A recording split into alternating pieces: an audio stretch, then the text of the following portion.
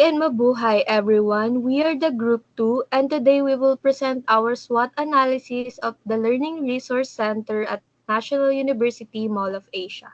In this report, we will highlight the center's strength, weaknesses, opportunities, and threats, and how these factors impact its roles in supporting student learning and academic success.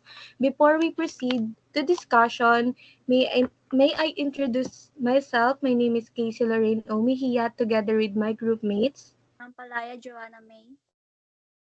De la Cruz, Jano. Shikawa Nanami M. Caragas, Jamaica. Lozano Maria Angelica. And I'm San Andres Jeanette Azad A. So we'll proceed to the strength of Learning Resource Center or LRC of NUMOA.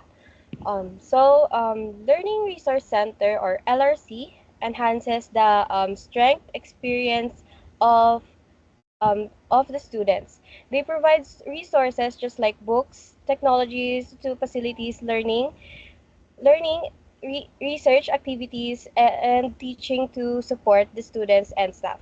It benefits the students to improve their learning skills, providing access to several pieces of information for research projects, relevant and quality education that helps the students.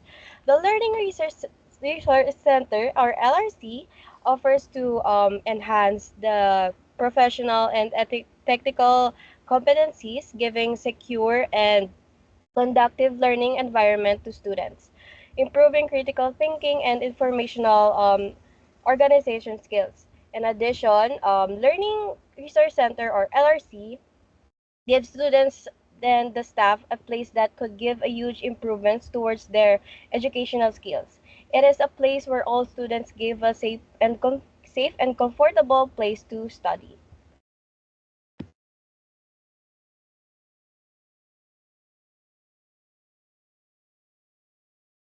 So next we have the weakness of LRC. So the Learning Resource Center or LRC has problem because rules about students' behavior aren't being followed or enforced. So for the number one weaknesses is we have limited space because some students go there only to sleep or cool down. The reason why other students who really need to study can't find space.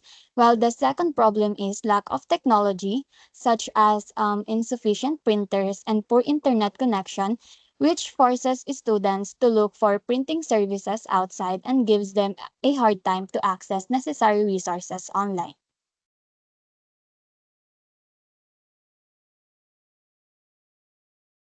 So to address these issues or concerns, we came up with the suggestions or possible na solution. So it is the LRC staff should monitor the students to make sure the space is being used for studying only. So it will prevent from overcrowding and give priority to those who really need the place to study. And also a functional printer should be provided as it is essential for the students and also professors to print assignments and other materials.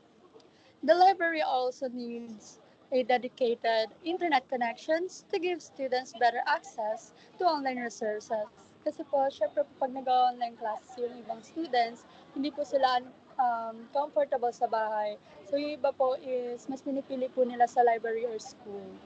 So these improvements will make the LRC a more fun, effective, and supportive learning environment.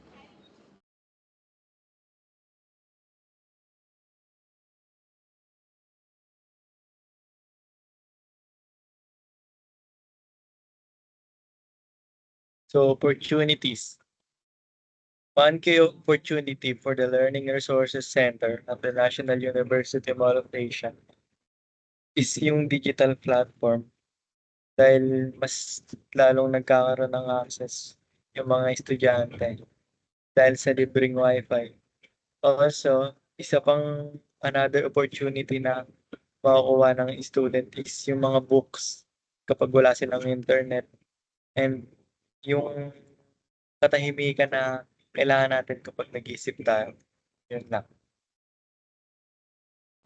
To elaborate the explanation more, we came up the idea sa tingin namin makakatulong sa LRC ng school yung mga e-library since some student ay nag-a-advanced learning and we thought na e-library could help them lalo na kung malayo yung bahay nila from school.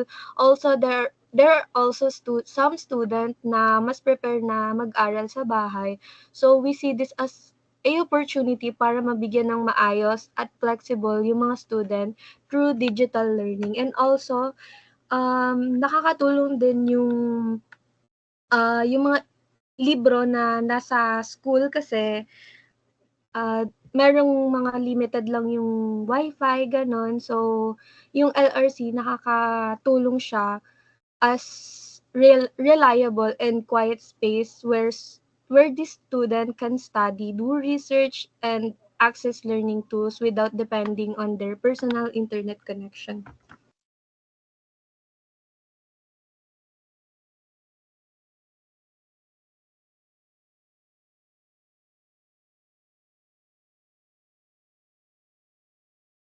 Next po And for, ang PowerPoint.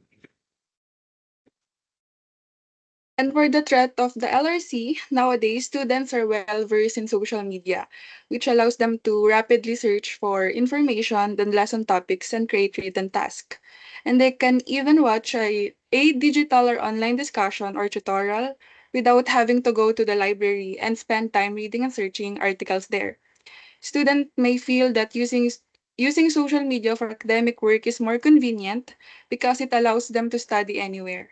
It is a big threat because the internet revolves quickly and it might affect the future students to just solely rely on it. Moreover, students in this generation may tend to spend their time doing and searching for their activities in cafes and coffee shops because they are allowed to have drinks there and food inside.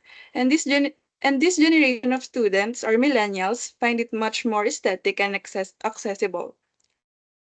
Some students have their own access na sa social media, sa any social media platforms, which they can find written articles about any topic without the presence of or without having to go to LRC.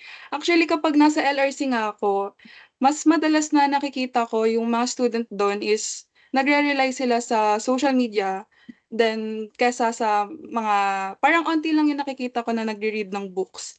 More on, nandun sila for gumagawa lang sila doon for the quiet place and they're using their phones or social media. Also, due to the strict rules inside the LRC, some students may find cafes and coffee shop more convenient to study, especially na tayo, mas located tayo malapit sa mall. And sa bahay din, mas pinipili nila na dun mag-study kasi nandyan yung use of social media.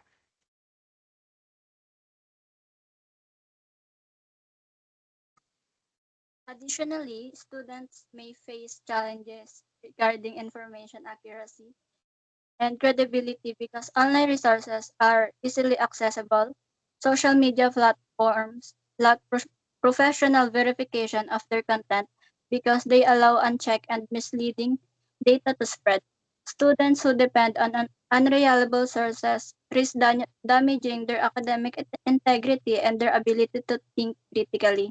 So make sure if magsa-search ka online, make sure to check it properly na lang to make sure the information and source you're getting are correct or factual.